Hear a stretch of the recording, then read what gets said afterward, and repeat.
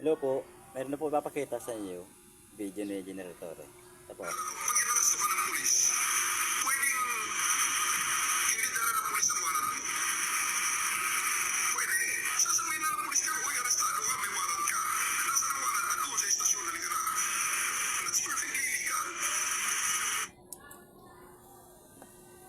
Ngayon ko lang po nalaman na bawal, pwede po pala mag-aresto ng ng walang warrant of arrest.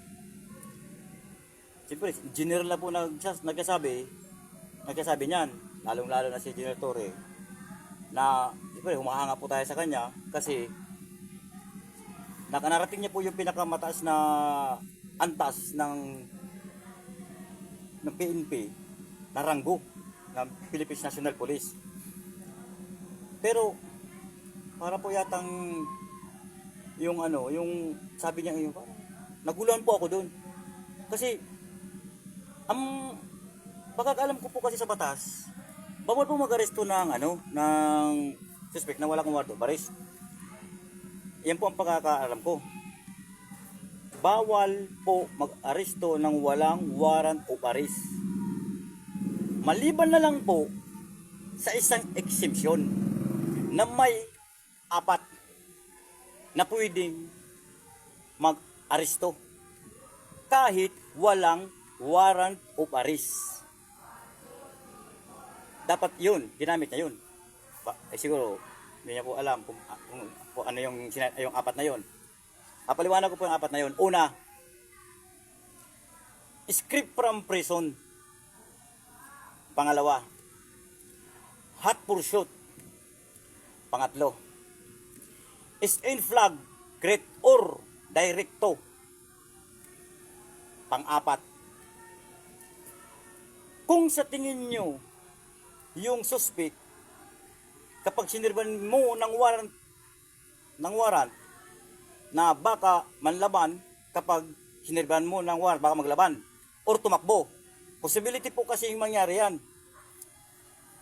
Kaya wag mo munang ipapakita ang warrant of arrest na nasa roll of court po yan. Kaya wag mo munang ipapakita sa kanya. Ganito po, biglayin mo na lang siyang hulihin kung sa tingin mo natatakas.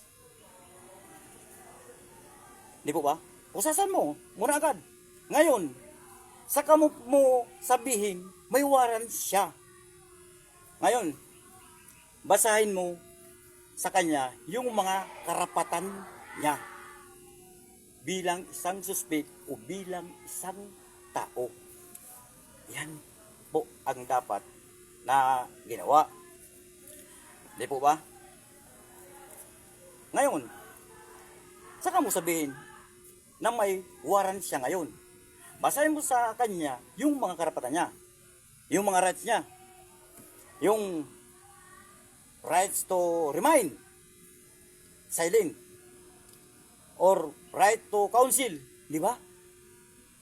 Yun lang yung 4 na tinatawag na silkuntasya. Kung naintindihan niyo po, para maging warrant list of arrest. Dapat ganun po ang ginawa nila ng Torre. Pero siyempre, yun po yatang alam yung batas. Hindi ko lang po alam kung tama ako o mali ako. Basta yun lang po ang akaalam ko. Ito na po. Nasirba na po siya, Yeah. Para maging warrant of arrest yun. Pero kung mayroong preliminary investigation, yung kaso, di po ba? Pero ipapakita mo yung warrant of arrest. Yan po ang pagkakaalam ko na nasa tamang proseso sa paghuli ng suspect. Bago mo siya dalhin kung saan man na munisipyo. Sana po maging aral ang pagkakamali niya. Di ko po alam o ako. Pero wala po kong intensyon na masama.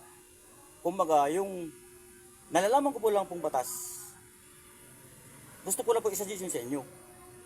Kung tama po ba ako o tama si General Torre. Siyempre siya po magiging tama nun kasi may pinag-aralan. Garitang College. Police. naabot niya ang pinakamataas na ranggo na general. Samantalang ako po, simpleng mamayanan. Diba? Isang nagmamalasakit sa bayan. Yun lang po ang ang masasabi ko. Maraming salamat po. Mabuhay po ang Pilipinas.